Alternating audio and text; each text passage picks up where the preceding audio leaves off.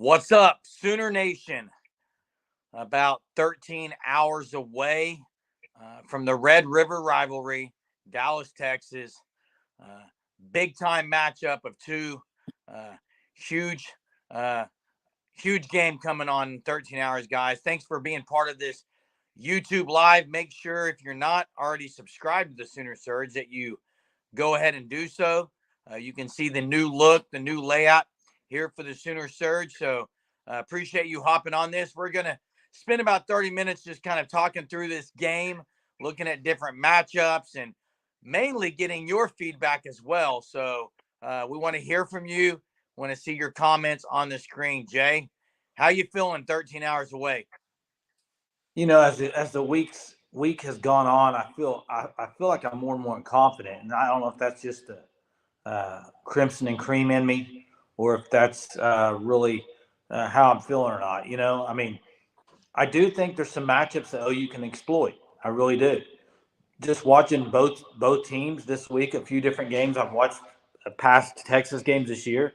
There's some areas that OU can exploit if they execute well, and that to me is the whole thing. I mean, obviously you can make plays, but you got to make them right. Just like the Cincinnati game, OU had some wide open guys and they missed them.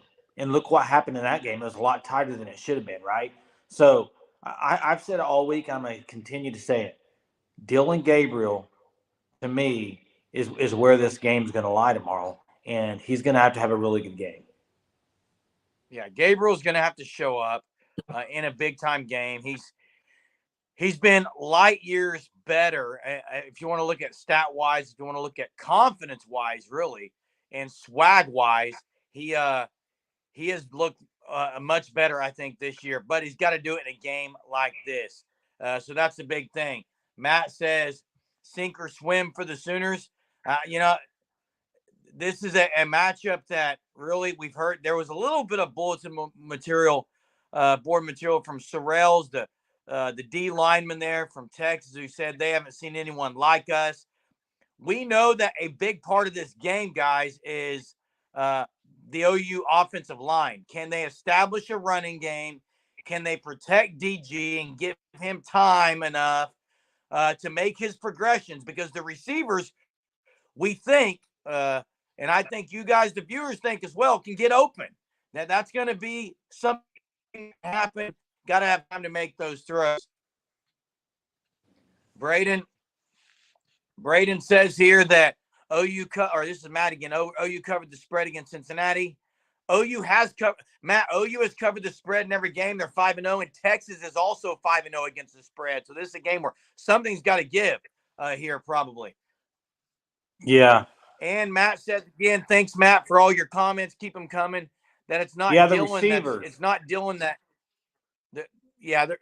The receivers under Emmett Jones, Matt, you're right, has improved immensely. What Dylan has improved in is, and maybe you look at last year, maybe guys weren't getting open as much too. I mean, maybe that was part of the issue. Well, and you had the injury last year. He was playing pretty dang good until he got hurt. You know what I mean? Yeah, you got to take care of business tomorrow. Here's the thing on the defensive side of the ball. I think Brent's going to bring a lot of pressure. I really do. You got to bring guys, I think, to try to disrupt their passing game. But here's what you got to watch for on that. Steve Sarkisian loves screens. Their screen game is really, really good, and you gotta really watch that because that's where they can really hurt you. Especially their tight end Sanders is really good, short passing and can go the distance. It'll be interesting to see how healthy Sanders is. We know he's giving it a go. He's going to go out there. We don't know. I don't think he's going to be 100%. It's going to be interesting, the matchup, if Dasan McCullough goes out to him in space or what happens there. But great stat here from Matt. OU is number 2 in interception, only giving up 10.8 points a game. Much improved. OU hasn't allowed the big plays outside of the first half last week against Iowa State. Now, one thing that is definitely a fact is OU has been great in creating turnovers. And in games like this, it's a huge deal. I really hope OU can get to Ewers a couple times and force him into some plays. And The DBs have proven this year they're not dropping the balls that they've dropped several years in a row. They're making the plays. And Braden, you're right. The offensive line will have to play well against this vaunted defensive line of the Longhorns, Jay. Yeah, what do the viewers think about this? I was going to ask. We've heard all week about the run game and how important it is, but are you to the belief that Jeremy and viewers that they have to run the ball really well to win this game? I don't know if they have to. I think if they can throw it all over the field, I don't necessarily think you have to run the ball over the field. Use the screen game, use the short passing game as your run game if you have to. I really hope they don't just try to establish the run even if it's not working. You know what I mean? Oh, I agree. Yeah, I mean, you got to running the ball would be a great thing for OU because it's going to open up the play action. Dylan Gabriel's so much better. He's a great play action quarterback, but you're going to have to be able to establish a little bit of a run, and I don't think you can get away from it. Lebby so far this year has not just totally abandoned the run in the games that they haven't run well. So I think you got to keep them honest, especially as good as defensive line is there at Texas that we've all heard about. So, hey, yeah. I know Jordan's going to be heading down. Jordan's going to be heading down middle of the morning, early morning, I believe. So, yeah. Hey, over under 2 trick plays from OU tomorrow. Oh, I think it's over 2 trick plays. I think it depends on what you want to say a trick play is. There's definitely going to be some packages. I really expect Brennan Thompson, Jay. I expect Brennan Thompson to get a couple of jet sweeps with his speed. And maybe some of those that they usually run with Drake Stoops could be Brennan Thompson. We saw a flea flicker from the first play last week without anyone going deep. As we looked at film, no one, I think, did go deep on that play. So maybe they have something going deep there. Blake doesn't think that they're going to focus on running much. Maybe just air it out where Alabama has shown some vulnerability in the air. Milroe just didn't complete the passes, guys. He had open guys there in Tuscaloosa and just didn't complete the balls. And Gabriel's going to have to make those plays. You're right. The passing game has been so good. I hope Gabriel continues to make the reads. That's the thing. I hope he continues making the good reads and progressions, trusting his receivers. Trust these dudes to go up and make plays, right? How many of you guys are in the same boat here of Jordan and leaving early in the morning, or some of you guys are probably already down there? Drop it in the chat. Let us know kind of your traditions, game day traditions for you guys that have gone many years. Tone Loke, welcome. Tone Loke, welcome back to the YouTube Live. Thanks for joining us again. Yeah, it seems like we don't. This is interesting, Tone, because watching Twitter and everything, you wouldn't think OU has a shot. It's wild. I think so many people are looking at last year's 49-0 game, and they're thinking, well, OU's that far behind Texas. It's not true. I mean, just look at the depth that they've got this year, the competitive depth, the roster turnover that Venables made in the offseason. It's a totally different team. Of course, we can see it as OU fans, but nationally, they just haven't got the respect at all. No, and I promise you guys, Matt. Hey, I promise you, the locker room for the last week has been hearing this from Brent Venables. It's just an honor to be on the field with these guys. They're going to play this up.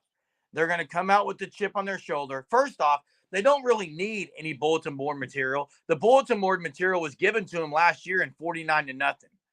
Regardless if Davis Bevel plays or not, OU's defense allowed 49 points. They want to silence these critics that are still questioning whether or not this defense is for real. Opportunities to make a stand because there's some matchups. There's some dudes on the other side on Texas that present some matchup, maybe nightmares. And OU, I think, is going to be ready for this battle and this occasion to make a stand.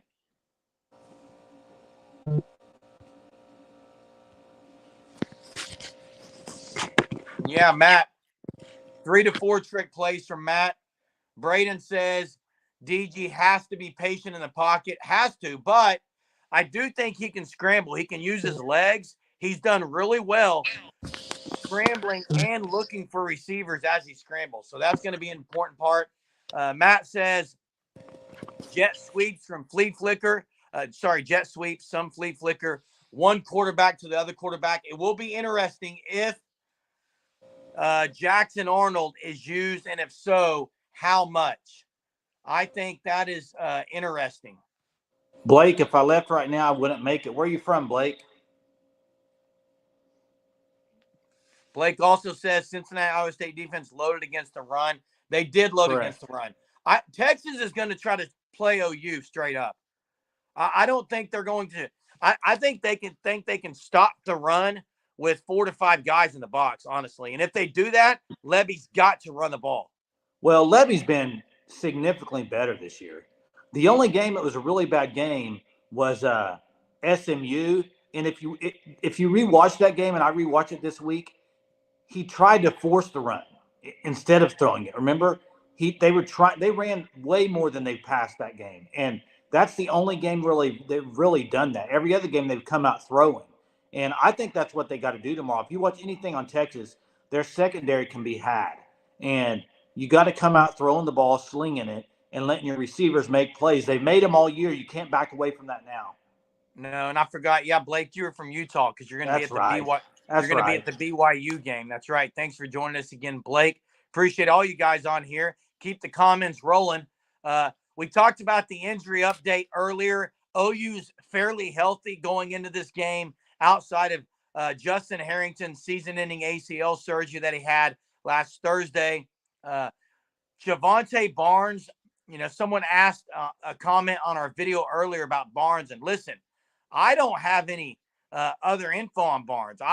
I know it's been a struggle with that foot injury to really work himself back into the fold there into the lineup.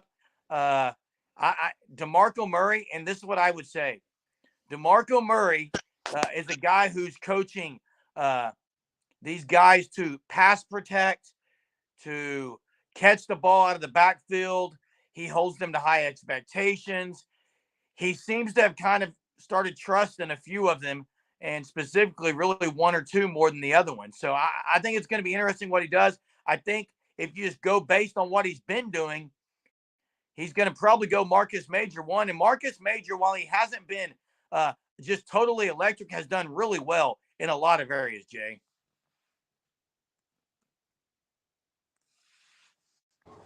Yeah, Marcus Major, he's been – I mean, you got to say right now he's RB1, right? I mean, I think Sawchuk, could be that guy, but it seems like right now they're going to go with Marcus Major and ride him. I would be shocked if he doesn't get the most carries tomorrow, wouldn't you? Oh, for sure, yeah. Yeah, Matt, I know Sawchuk had the hamstring injury. It seems like last week they tried to work him in a little bit more, so I wouldn't be surprised if he also gets as much run as he did last week and maybe can get a break one. R. Mason Thomas, CJ, I want to kind of stop here on this one for a second. Thanks for the comment, but OU has an edge matchup favorable in their side. I think they win the edge matchup. They've got several guys they can plug in on the edge, whether it's McCullough, whether it's I really think PJ Adebawore is going to maybe make a name for himself tomorrow in the Red River rivalry. We talked about this on our Sooner Surge Game Time. Venables has wanted to play him more snaps. Is tomorrow the chance he goes against one of these tackles? I know we talked about Texas not allowing sacks. That was incorrect. What we were saying is Hunter was trying to say Kelvin Banks, their highly touted lineman, has not allowed sacks. So I think R. Mason Thomas can be a difference maker tomorrow, Jay. Yeah, I think a few of the defensive ends could be.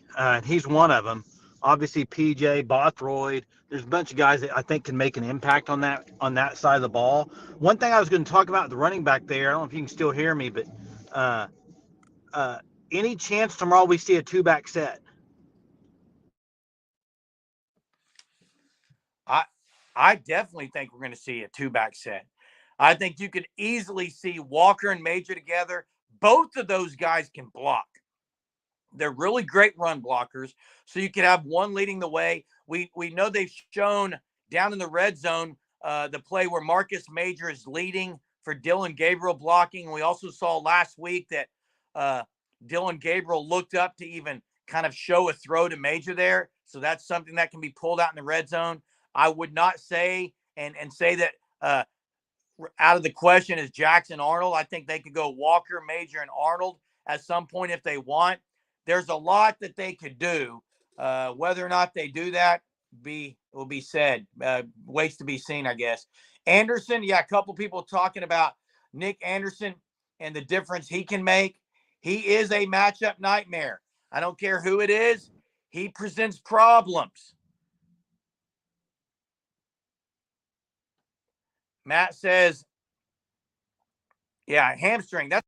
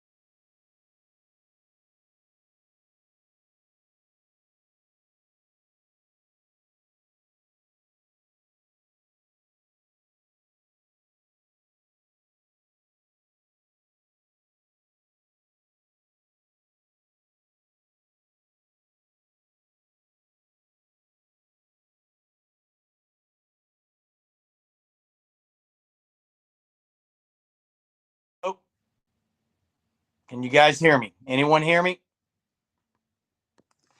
Can anyone hear me? Still dead?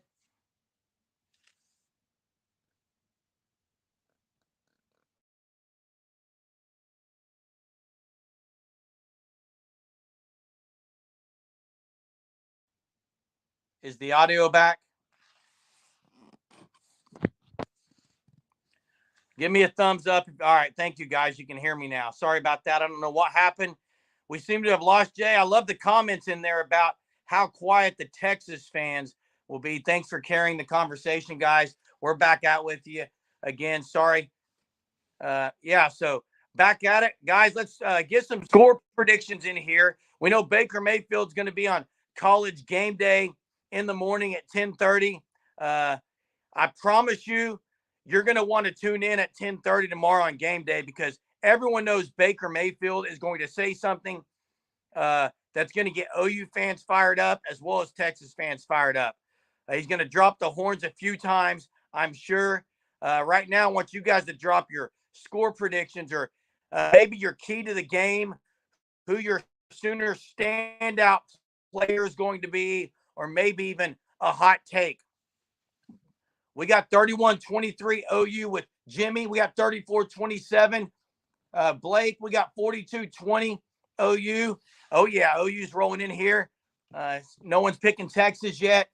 I am interested to see, guys, the matchup with Jonathan Brooks.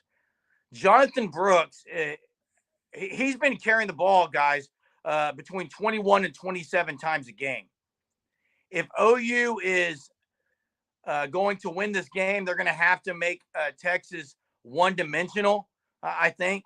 And to do that, you got to stop the run first and foremost, and that's going to be Jonathan Brooks. The reason I think OU can do that this year, they do have the depth at the defensive line. They can rotate guys in. If this game gets to the fourth quarter close, I feel much better about OU's chances because of the depth, the competitive depth that has been preached all year. Matt talks about Brooks going against Stutzman.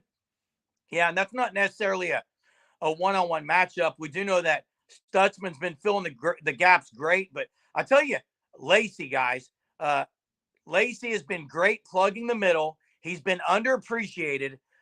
You got to have a guy who can plug the middle and maybe force Jonathan Brooks to the outside where these linebackers can chase him down. If they can do that, if they can put Texas into 2nd and 7s, 3rd and 5s, I think that OU is going to be dialing up a whole lot of blitz packages and try to get to Quinn Ewers. We know that Quinn Ewers is not great under pressure. He's been pretty good scrambling the ball this year. So he's not as much scrambling, but OU's definitely got to put pressure on him. Jay, you're back. I don't know if we can hear you. Yeah, can you hear me? I can hear you now. We're taking some score predictions. Now. Jordan's got 30-24. Jimmy thinks Reggie Pearson's going to light Jonathan Brooks up. Hey, 1 point to that, Jimmy, is Reggie Pearson has played unbelievably well against Texas when he was a Red Raider. That's good. Believe and Be Saved Ministries. Love your name again. 45-15 Oklahoma with the stunner. Maybe they repeat the 2000 year where they win going away. You there, Jay? Yeah, I'm here. Sorry, I was just a little bit of lag driving. So, yeah, Jerm, did you say your score? I have not said my score yet. No, I'm waiting till the end of this. Okay. This is a great point here. Texas not being too good in the red zone. I think if OU can hold Texas to field goals, they're gonna. That's a win. Obviously, they have not been good. Texas has been really bad in the red zone. Really bad in the red zone. Here's another thing too. You got to go off of OU has to continue to be really good on 3rd and 4th down conversions. They've been really good this year, one of the top in the country. They got to continue that, and they got to be really good on 3rd down defensively, getting off the field. Oh, and it's one of the reasons they've been so good offensively is Dylan Gabriel's been a lot better. The O-line's protected well on 3rd downs, and Drake Stoops is a first down money-making machine, catching machine. He goes to the yard marker. He's the guy you hate if you're the opposing team. He just turns around at the yard marker. He doesn't drop the ball. He makes the catches even though he's tightly covered. That's one thing they've done well. I would hope Stogner maybe could, going into the season, guys, I thought Stogner was that guy. He hasn't been that guy. It's going to be interesting if they're going to throw him out there tomorrow and try for him to be that guy, or they're going to go 5 receivers with a lot of Nick Anderson. I think that's a big possibility. Yeah, and with their having the defensive back Watts maybe out, who knows? But even if he plays, he's kind of a bigger defensive back. I think you could get a good mismatch with him actually and exploit it if you go 4 or 5 wide. Yeah, I can't. Someone said OSU beat K-State. I saw that. K-State was trying to come back, but what a win for OSU. That's typical. That is typical OSU and Mike Gundy. It is. To look this bad. And why hasn't Bowman just started the whole year? What was that crap they were throwing out there the first 4 games? 3 quarterbacks? The only Bowman I want to talk about is Billy Bowman, a guy who missed the game last year. Everyone talks about Davis Bevel and the fact that Dylan Gabriel wasn't playing, but you're right. We said this earlier on the video. Billy Bowman didn't play in the Red River rivalry last year. That's a massive deal. Braden's got Danny Boy, Drake Stoops, his offense standout. Drake Stoops has beaten the Longhorn so many times. And we said it last week, over under Drake Stoops, 6 catches, guys. I'm taking the over tomorrow. I think he's going to get more than 6. Yeah, and they may use him to basically be a run, Also, what do you think, guys, viewers? Is there a pregame scuffle? I'm saying there will be. There's got to be a pregame scuffle. It's the Red River rivalry. Part of that, and Schmitty's going to be standing there right at the front of it. There hasn't been a lot of bulletin board material. Both teams have kind of been close to the vest on what they've said. That's as expected. But we know behind closed doors, Venables has been motivating these guys.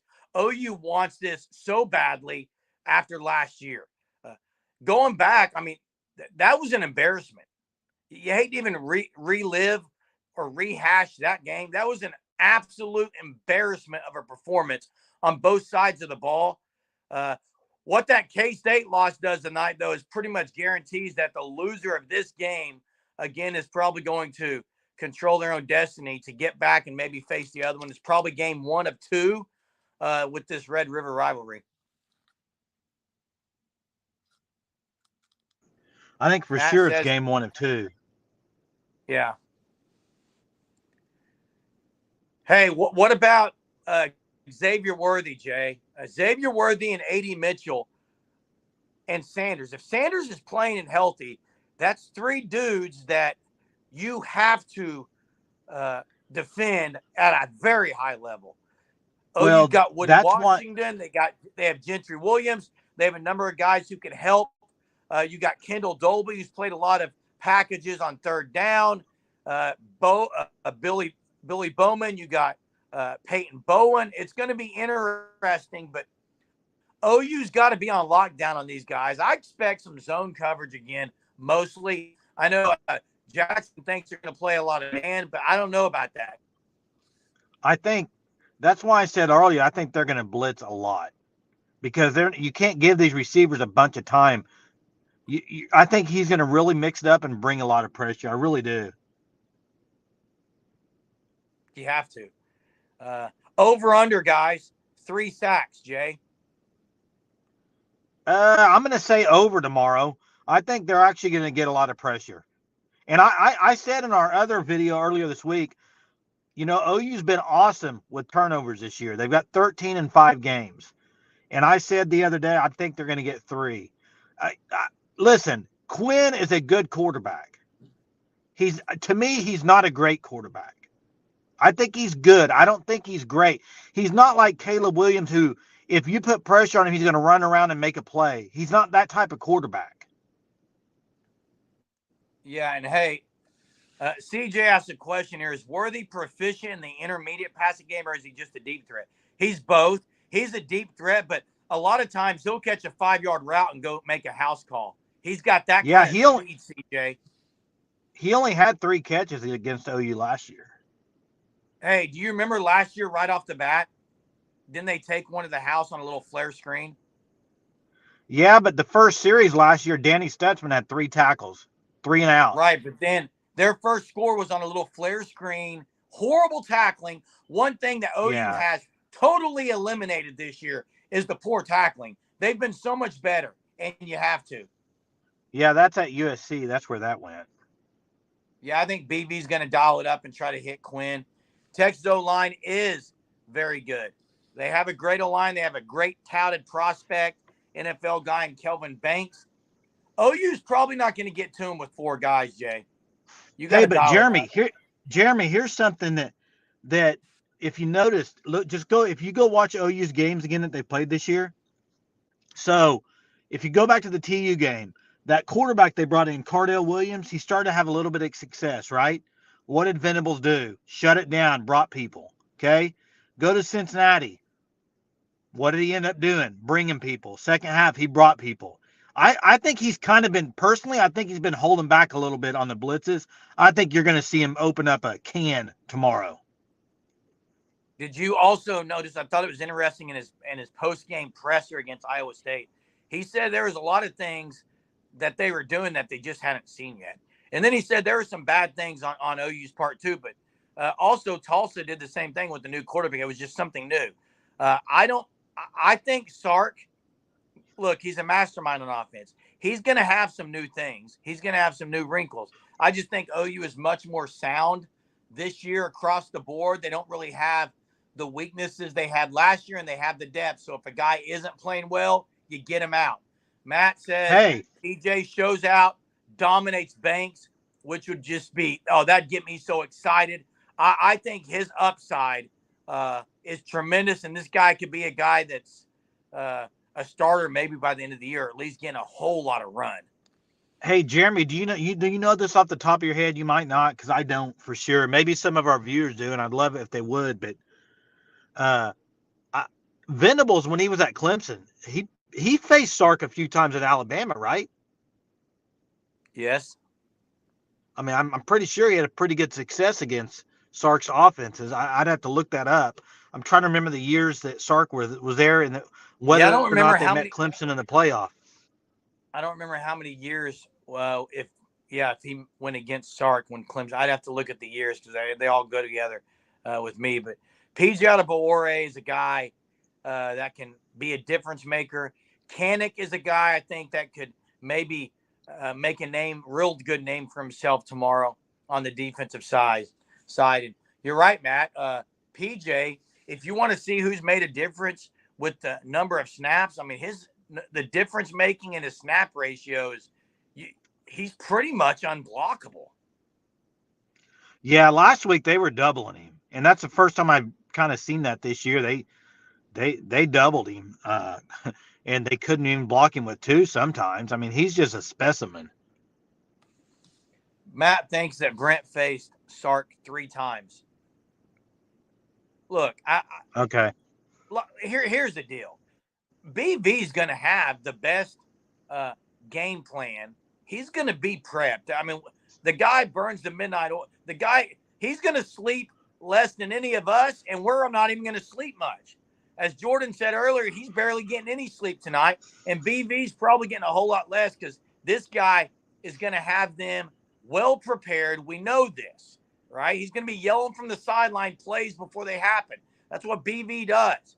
If OU can just execute the game plan, make the adjustments. What number does it take for OU to win this game, Jay, offensively? How many points can be scored?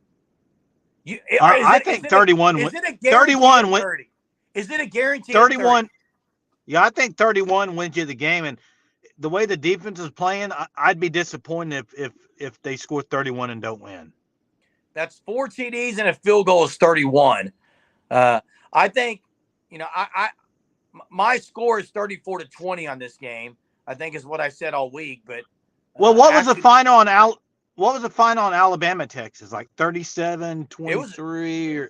I thought they were both in the 30s. If not, Alabama put a lot of yards up and were near 30. Quentin has a comment here. Yeah, Sark was an NFL offensive coordinator. I agree, he was. Keyword. PJ getting better every week. I'm really excited to see PJ and Dasan McCullough. I agree. Tone Loke has 34-24. Dasan McCullough's played in big games. He played in Indiana. He played in the Big Ten Conference. This isn't. It's not like he's going to be wide-eyed tomorrow, bushy-tailed as he gets out there. He's going to be ready to rock and roll. Tone Loke, 34-24. That would be right below the under at that score, and I kind of like that prediction as well, a little below the under. Hey, to me, you win this game, and you could win this game mentally in the first 8 to 12 minutes. First quarter, if you can get pressure on Quinn and have him thinking about it a little bit, that's where I think he's going to struggle. He hasn't had a whole lot of pressure. If you can put that on him early, I think it would bode huge things for OU. Yeah, and CJ, Adebawore is going to play. I don't know the last time a true freshman. Dan Cody did not play. He wasn't a freshman. He wasn't a freshman. He played. By the time he got to edge, he was not a freshman. I'm trying. What about Jackson? Jonathan Jackson. Yeah, and then who's the guy that went to the Chiefs, Jay? Number 45. Someone help me out. Bill? No, Wilkerson. Jimmy Wilkerson. Wilkerson. Yeah. Jimmy Wilkerson. He might have played as a freshman. He might have played as a freshman. Viewers, you can help us out on that. I know Jimmy Wilkerson was a pretty good edge. You had Stryker too, but he wasn't. Yep. He wasn't a true edge. He was a JUCO guy. He's a JUCO guy. And he wasn't a true edge. Yeah, you got to get to him early. I think the early part of this game is massive. 42-20. Bama, Texas score was 34-24, so they both weren't in the 30s. I think Texas has scored 41 times this year, if I remember right. I know their offense is good, but they've only scored Right, 40 but they points put up once this they year. put up over 30 every game, Jay. Well, and they put up a ton of yards. They've just struggled. Like Kansas, they've really struggled in the red zone, I think. Yeah. The duo of Canick and Danny Boyd having a big game. Bama scored garbage time. Wyoming, that is the thing. Wyoming was tied. Kansas was pretty close. So, yeah, it's going to be interesting, guys. We're at 35 minutes here. Went a little over, but, man, we love having you guys on here giving us comments. We will be on after the game. Probably give us 30 minutes after that game. We'll be doing a post-game live tomorrow. Don't miss it. We want instant, raw reaction either way, but we know it's going to be on the good end as the Sooners are going to win this game tomorrow. Can't wait. Try to get some sleep. You guys that are driving down and making the trek down, be safe. Stop and get you an energy drink or something for the road. Get down there to State Fair. Be ready to cheer on the Sooners. Game day live in the morning. Baker Mayfield on the guest picker. A lot of exciting things. Make sure you're what, Jay? I didn't say anything. I was just going to say Oh. Texas sucks. I didn't say anything. Yep. No. That's right. It's about 10:40 right now. Texas still sucks. Can't wait for tomorrow. Boomer. Boomer.